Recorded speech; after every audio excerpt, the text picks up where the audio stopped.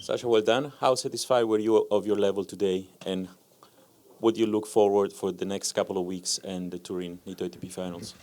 Yeah, I mean, look, I won a Masters, so I'm obviously very happy about that, and especially I think today in the final, I played a pretty good match. I think solid from the start till the end, and yeah, I mean, I'm looking forward to one last tournament in Turin this year, and yeah, hopefully I can finish the season strong. Sasha, congratulations. Please don't tell us you were at practice now. Yeah, it was. You were now? I just finished. Amazing. As you set out some ambitious goals for next year, are there any benchmarks that you foresee, Result-wise? Result-wise? No, result-wise, no. If AO goes well and so on. For me, I think, I have goals for sure. I think the goals are quite obvious for everyone. But for me right now, it's about improving my game, and then the results, I'll let the results come to me. I cannot force the results. I didn't come here this week thinking about, I for sure want to win this tournament. No, I want to improve. I want to get better, and I want to improve my game. So that's what I'm doing, and that's what I'm trying to do every day.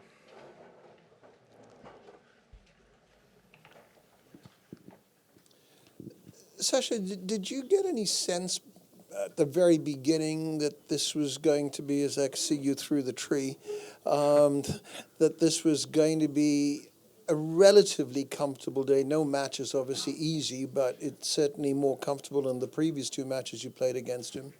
No, I didn't have a feeling that it's going to be 2-2. But actually, from the start and from the rallies in the first games, even when I lost the rallies, I felt like the ball was quite well in my racket. And when I have this feeling, I feel well on the court. I feel comfortable and confident, maybe being a bit more aggressive, going for more shots than I usually do. So, and against him, it was important. I think he's one of the best players when he's aggressive. I think he's maybe struggling a bit still when he has to defend. So when I put him in a position where he has to defend, I think that's a position where I'm comfortable and he's not. So I felt great off the back of the court, and I think against him that was the key today. Congratulations, Sasha.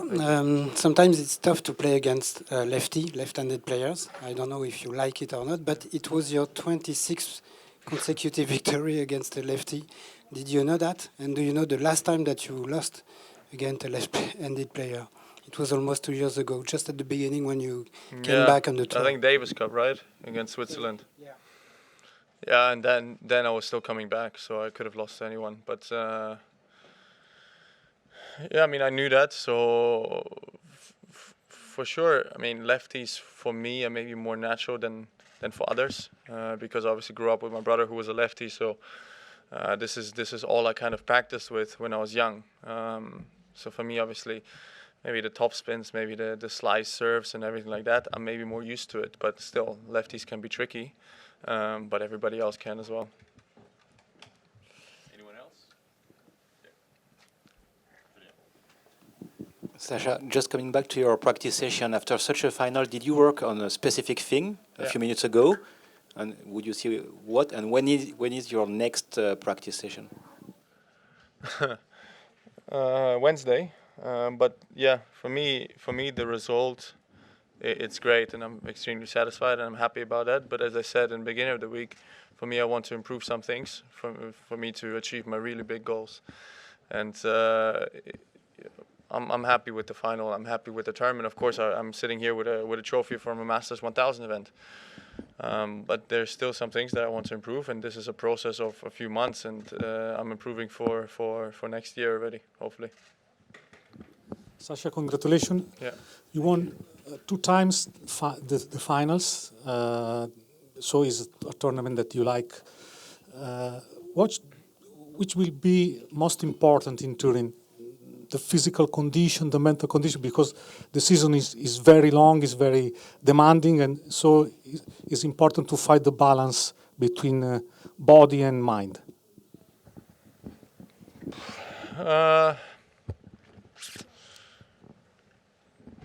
I think for Turin, everybody becomes motivated. It's such a special tournament. It's such a special atmosphere and feeling when you're there, and only 8 players in the world are there. So you feel special already playing there. So I think everybody's motivated. Everybody wants to win this title and play good tennis. So I think that's not the case. Maybe, the later tournaments in the season, which are normal tournaments, there maybe some players are a bit more tired, maybe lacking motivation a bit. But I think in Turin, once you made that tournament, I mean, you're fighting all year to make the cut there, right? So I think once you're there, you're going to give it your best, and everybody else will as well. And at the end of the day, you're only playing the best 8 players in the world. So there's no easy matches, and you have to play your best tennis from the first match on. Good evening, Sasha, and congratulations. Yeah. You played a lot of matches this year. I think it was your 66th victory today. Are you going to be a bit more selective in the tournaments you play next year? Because you said that you really wanted to win a first Grand Slam. In order to achieve that, do you have to play less matches and to focus really on the big tournaments? Do I? I don't know. I think every player is different. Every player has his own way. For me, I mean, I played all the Masters events, which I will play next year as well, for sure. I think they're the biggest tournaments that the ATP has. I will hopefully play all the Grand Slams. And then, there's not that many tournaments that I played, actually. There's only very selective tournaments that I played. Of course, with Olympics this year, two tournaments came along, which were more. I mean, with Hamburg and Olympics. But apart from that, I didn't play that extremely much. After the Australian Open, I took a month off. I only played 2 tournaments in Mexico before the Masters events. Then, on clay, I played only Munich outside the Masters events. So it's not like I'm playing every single week and I'm chasing points. On grass, I played 1 tournament before Wimbledon. After the US Open, I played only Shanghai, Vienna, and here. So it's not like I'm playing every single week. I've won a lot of matches, which is beneficial. Everybody wants to win a lot of matches. But I wouldn't say I played a lot of tournaments this year. Okay. Anyone else? Last one? Last? Sasha, what's bigger for you, winning a major or getting to number 1 for the first time? That's a very good question. I honestly believe that in tennis these days it comes hand in hand. I think it's very difficult to be world number 1 without winning a slam. I had the chance in 2022 if I would have not gotten injured, but still that's rare because there was still special occasions. There was obviously Novak didn't play a lot of events because he wasn't vaccinated. Rafa started the year very strong and then got a bit hurt. Medvedev got hurt as well. He had back surgery that year, so it was a weird year. It was not like everybody was playing all the tournaments and they were in full strength all the tournaments. So it was different. But I think now when everybody's playing and everybody's playing at full strength and everybody's healthy, you have to win Grand Slams to become world number 1. I'm world number 1 too now, but I'm 3,000 points away from Yannick, right? It's more or less, maybe more even. I think without the Grand Slams or without the points of the Grand Slams, it's not possible anymore.